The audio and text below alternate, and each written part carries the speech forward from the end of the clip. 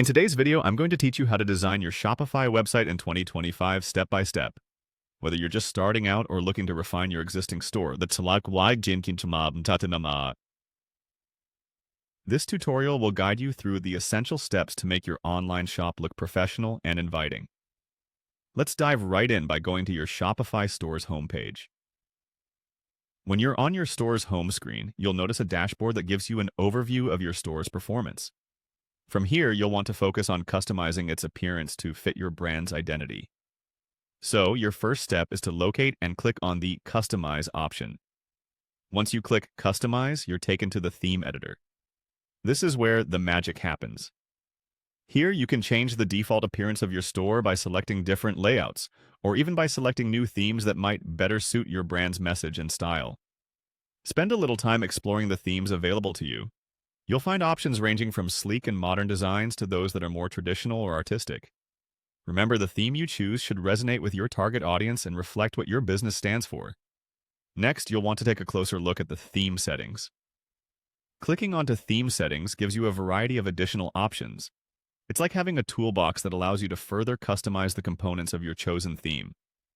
You can adjust colors, typography, and layout styles. These elements are vital as they impact the visual appeal and usability of your website.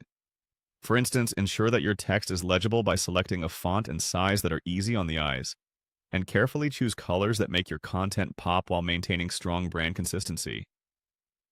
Now, let's talk about one more feature that's crucial for enhancing functionality: App Embeds.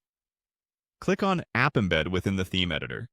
This option empowers you to integrate different apps into your store seamlessly, adding new features and capabilities to your site without any coding knowledge.